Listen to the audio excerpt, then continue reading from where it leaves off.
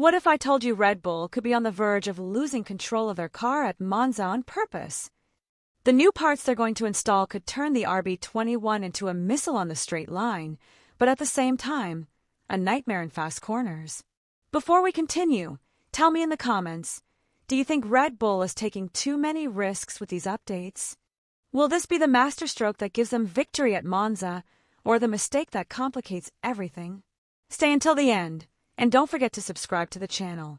In this video, we're going to break down the surprising updates Red Bull will be bringing to the 2025 Italian Grand Prix, their benefits, risks, and how they could change the race at Monza.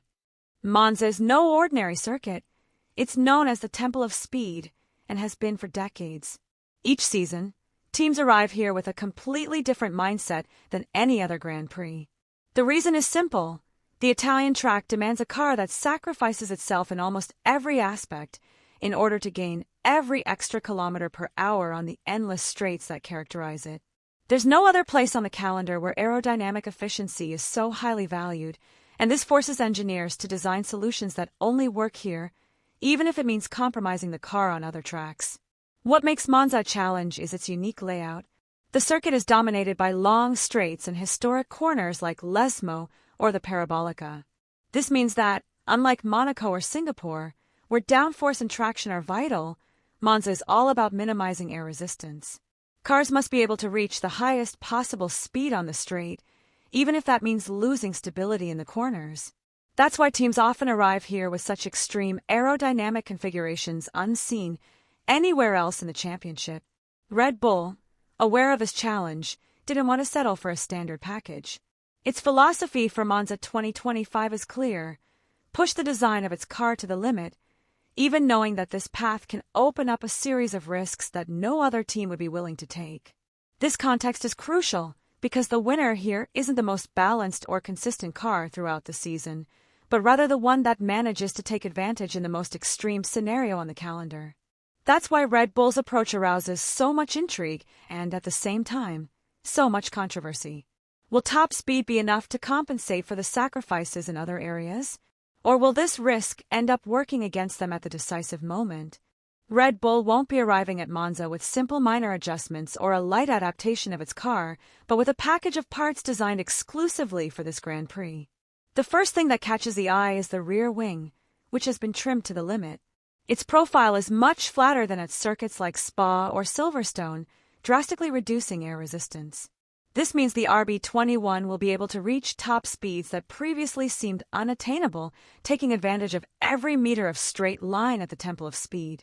This part is not only designed to slice through the air, but also to withstand the enormous pressure generated by traveling at over 350 kilometers per hour, which is why Red Bull had to reinforce it with special materials to ensure structural stability in these extreme conditions. Accompanying this radical change at the rear, we will also see a very low downforce front wing. Here, the flaps have been reduced and optimized in aerodynamic simulations to maintain a certain balance with the shortened rear end. The goal is clear: to prevent the car from completely losing its balance by sacrificing so much downforce at the rear. Furthermore, the end plates have been precisely modified to better manage airflow to the side pods, reducing the creation of unnecessary vortices that generate drag. This detail may seem small, but at Monza, every decimal point in air resistance translates into vital tenths of a second in qualifying in the race. No less important is the floor specification that Red Bull will test in Italy. This is a variation already used at Silverstone, designed to offer less drag without sacrificing too much downforce. Added to this is a revised cooling duct system for the rear brakes. Although Monza isn't a hard-braking circuit like Baku or Montreal, the sustained speed and long straights demand perfect thermal management to ensure that brakes don't suffer. This detail reflects how every part has been thoroughly studied to adapt to the unique character of this track. This entire set of modifications makes the RB21 a car practically tailor-made for Monza. Red Bull is opting for a setup that maximizes top speed and minimizes drag, even if this means compromising stability in fast corners. It's a calculated risk that, if successful, could make the difference against its rivals. The first major advantage of these updates is obvious: top speed. Red Bull has built a car that, with this configuration, could become the fastest on the entire grid on Monza's long straights.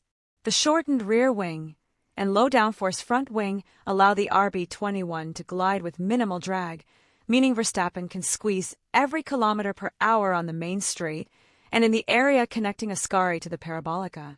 On a circuit where the straights account for the majority of the lap time, this gain could be decisive not only in securing pole position, but also in defending positions in the race. Another advantage lies in the overall efficiency of the chassis. Red Bull already demonstrated at Spa that its car is capable of remaining stable even with extreme aerodynamic configurations. This previous experience serves as a foundation of confidence for Monza because the team knows how far it can push its concept without the car completely losing control. In other words, they arrive with practical information and real-world data that allows them to fine-tune every detail of the setup, reducing the margin for error on a track that demands absolute precision. The versatility offered by this package must also be considered. Although the ultra-shortened rear wing is the main feature, Red Bull has the ability to alternate between more aggressive and medium-load configurations if conditions demand it. This means the team is not tied to a single strategy, but can quickly adapt based on the results of the first practice sessions or even ahead of qualifying. The third advantage lies in speed management during the use of DRS. Red Bull has worked on a very subtle, almost imperceptible opening design that seeks to further exploit the car's potential without destabilizing it on the straight. This detail can make a difference in overtaking, as Monza is one of the circuits where DRS has the greatest impact. If the system works as expected, Verstappen will have an additional weapon to attack or defend at key moments in the race. The first major risk with this package lies in the aerodynamic balance. By aggressively trimming the rear wing, the car can become extremely unstable in fast corners. At Monza, sections like Lesmo 1, Lesmo 2, and the Parabolica require surgical precision, and a slight imbalance in load distribution can result in brutal understeer or almost uncontrollable oversteer. What is an advantage on the straight line can become an error in the corner that compromises the entire lap. This is the dilemma Red Bull will have to deal with throughout the weekend. Another critical aspect is tire management. With less downforce, the compounds will be under greater stress, as the car will rely more on mechanical grip than on the adhesion provided by the airflow. This means excessive wear or even phenomena such as graining could occur, ruining race pace in a matter of just a few laps. On a track where high speeds are constant and tire temperatures rise rapidly, this problem can be decisive and open the door for rivals with more conservative setups to maintain a better pace on long runs. Sensitivity to setup changes is another weakness. When a car operates in such a narrow window, any minimal adjustment can completely alter its performance. At Monza, simply varying the load distribution between the front and rear axles can cause the car to lose confidence in chicanes or become sluggish during quick changes of direction. This forces engineers to work with extreme precision from the first free practice session, because every minute of running time will be crucial to finding that sweet spot where the RB21 can perform without compromising either the straight or the corner. An additional risk lies in the durability of the package under real-life conditions. While simulations and factory data may suggest the design works, it's not the same as putting it on the track. The stiffness of the rear wing and the reliability of the new cooling ducts will be put to the test under the pressure of top speed. A failure in any of these components would not only jeopardize the race, but could also cause a technical scandal right in the middle of the Italian Grand Prix, something Red Bull wants to avoid at all costs. Managing the balance in the most technical sections of the circuit will be crucial. If the RB21 manages to maintain stable handling on Lesmo and the Parabolica, even with the aerodynamic cut, then Red Bull will have a lethal combination, greater straight-line speed combined with enough consistency in the corners to maintain a winning pace. But if that stability isn't present, the car could be fast on a flying lap and, at the same time, very vulnerable on long runs. That's the fine line that will decide the outcome of the weekend. Another key aspect will be tire management during the race. If the RB21 manages to avoid excessive degradation, it could control its pace and defend positions even under extreme pressure. However, if the tires begin to wear faster than expected, Red Bull will be exposed to alternative strategies from teams like Ferrari or McLaren, who could aim to maintain better race pace even with lower top speed. What seemed like a simple package of technical improvements is actually a strategic move that could define not only the Italian Grand Prix, but also the course of a season. If Red Bull manages to balance the car and take advantage of a speed without falling into degradation problems.